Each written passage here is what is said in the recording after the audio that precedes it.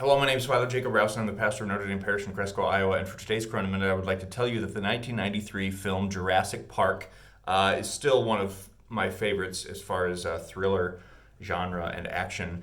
Not only because of its incredible physical, practical effects, which were brilliant at the time and still are, but also just the mood and the atmosphere, which teamed up with Spielberg and John Williams, who made the score. Actually, same duo did Jaws.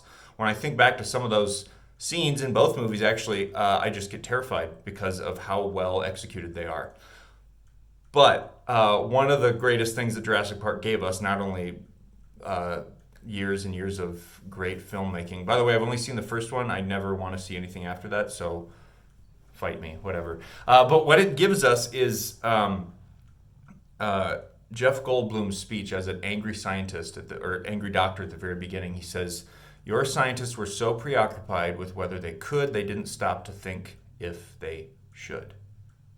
Jurassic Park 101. I think that's a great example, not only now, if you're in Jurassic Park world, or if you're in this Corona time, or even if you're just a regular Christian trying to figure out the moral life. Just because you can doesn't mean you should. Augustine says he always talks about oughts, and moral theology is all about oughts. We've had a lot of discussion about freedoms lately, I think, just in the world based on coronavirus time. Just because you can doesn't mean you should.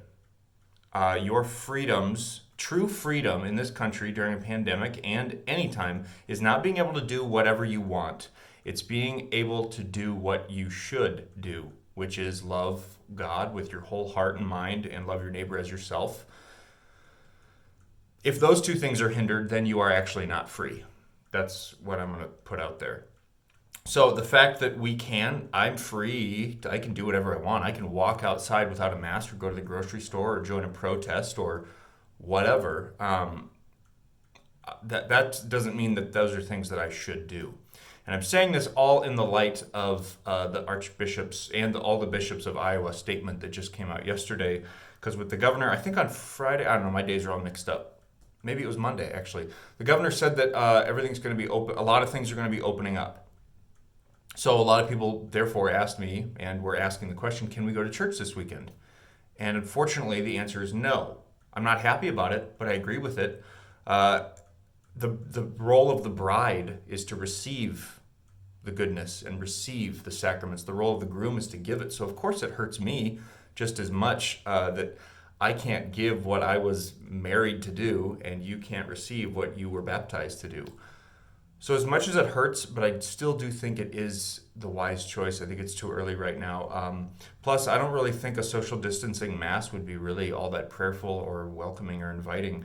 I had one of my staff members, just of his own volition, went out there and measured the church. He has keys. He's the maintenance guy.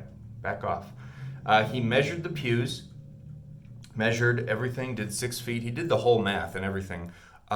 Including downstairs, we would only be able to have about 100 people if everyone was an individual person, and if no families sat next together, and if everyone kept 6 feet apart, everyone from toddlers to the elderly.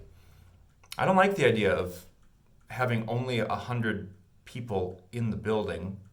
I don't like the idea of most masses we have here are 200 plus people. I don't like having to decide who gets in, who doesn't get in. I don't like the idea of toddlers sitting away from their moms.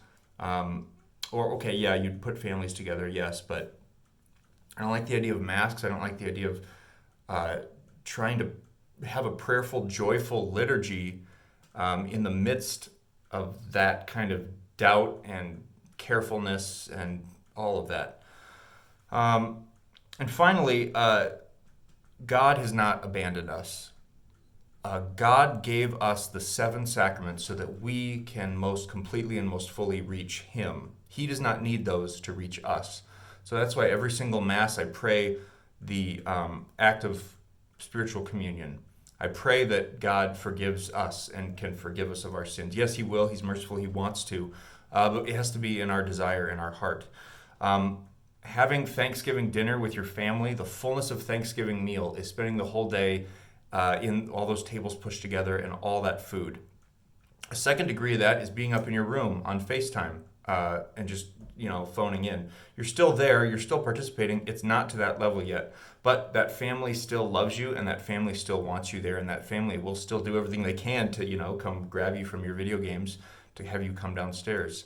Even if you're in another, even if it's not your own will, if you have to be separated by college or by war or sickness, whatever it is, the fact that you're not with your family on Thanksgiving, you're still in community, even though it's not the fullness of it yet. We are in pain. We don't get to have the fullness yet of Mass together, the Eucharistic community, which is the center of Mass. Not seeing your friends, not being able to go and hear the music. The center is the Eucharistic community that binds us all. So even though we cannot reach that fullness yet, God will not let us starve, and He won't starve you, and He won't allow you to go hungry. He said in the readings today that all who eat and drink of me will never thirst or hunger again, and we have faith in that. So I think we just, take the time and read, explore philosophy, explore moral theology about what freedom really is, what freedom looks like in our country. If you are hindered to love God with all your heart, soul, and mind, and love your neighbor as yourself, then I believe that you are truly not free and your liberty is being taken away from you. But if you are free to stay home and continue to be with your family, as much or annoying, as painful, and as hard as it is, we have that freedom to do what's best for the elderly, for the sick, for the young, to protect those. So that's all I have to say. Email me, please, if you want to talk about this or continue dialogue or want to hear me say anything else about this. So know that I'm hurting. Know that I know that you hurt, and I know that you want to go back. But we can't right now, and we are obedient children. I promised obedience to the Archbishop, and I'm happy to do it. And he promises, and we all promise obedience to our Heavenly Father, who seeks to give us life and nourishment. All right, go wash your hands. I'll see you soon.